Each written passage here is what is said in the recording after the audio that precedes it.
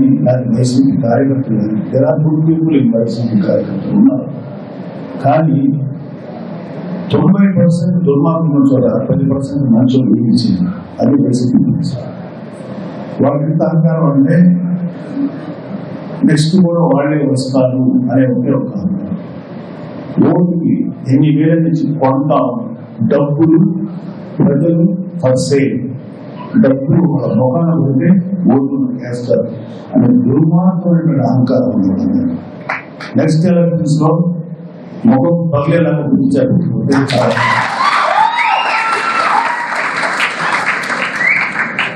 మీరు వీటి గురించి కూడా ఆలోచించండి. మీ పిల్లల భవిష్యత్తు ఇంకొక సంవత్సరం పెట్టి ఉండొచ్చు, 14 ఏళ్ళ పెట్టి ఉండొచ్చు. వాళ్ళకి లైఫ్ ఏంటి గ్యారెంటీ? మీరే ఇంత కష్టాలు పడుతుంటే మీ పిల్లలు ఎలాంటి ఎన్విరాన్మెంట్, ఎలాంటి పరిస్థితులు ఉంటారు ఆంధ్రప్రదేశ్. ఇవాళ అన్ని నియోజకవర్గాలు ఏ ఏరియాలో ఎలాంటి ఇష్యూస్ ఉన్నాయి, సర్వేపల్లిలో లేకపోతే ఒక గూడూరులో వెంకటగిరిలో ఇలాంటి పరిస్థితులు ఉన్నాయి. అందరూ బాధపడుతున్నారు కదా. ఎందుకు ఎలా చేశారు మీరు? ఎందుకు ఎలాంటి ప్రభుత్వం ఎన్నుకోవాల్సి వచ్చిందంటే చాలా మంది ఆన్సర్ ఎక్కడో ప్రలోభపడ్డారు. వైఎస్ రాజశేఖర రెడ్డి గారు మహానుభావుడు చాలా చేసేది మాలని చెప్పి నమ్మి, వాళ్ళ అబ్బాయి కూడా ఎంత గొప్పవాడు నమ్మి ఓటు వేసి గెలిపించినందుకు నెత్తి మీద కూర్చున్నాడు.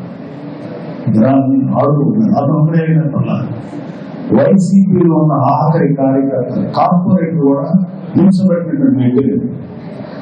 మా స్నేహితుడు అంటే ఎంతో కొంత ఒక శక్తి ఉన్న వ్యక్తి స్థలాన్ని అమ్ముకొని కూడా అమ్ముకొని అంటే అతని స్థలాన్ని అమ్ముకోవడానికి కూడా వైసీపీ కార్పొరేటర్లు కొంతమంది కార్యకర్తలు అదే ఇంకొంచెం పైన ఉంది ఇబ్బంది పెడతారంటే ప్రతి వాళ్ళని ఎట్లా దెబ్బకొట్టడం జరుగుతుంది. మేము ఐలైన్ ఒక అమ్మాయిని వేరే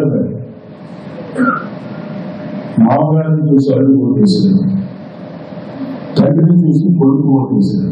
అంటే మామగారిని చూసి అల్లుడు గారిని గెలిపించారు, తండ్రిని చూసి కొడుకు గెలిపించారు. ఇప్పుడు కనీసం ఇప్పుడైనా సరే మీ పిల్లలను చూసి పవన్ కళ్యాణ్ గెలిపించారు.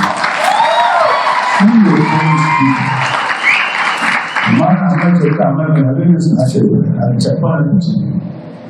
మీ పిల్లలు భవిష్యత్తు బాగుండాలంటే ఖచ్చితంగా ఈ ప్రభుత్వం దిగాలి. జనసేన టీడీపీ అలయన్స్ ప్రభుత్వం గెలవాలి. ఇదే మీకు జనసేన అలయన్స్, జనసేన టీడీపీ ఖచ్చితంగా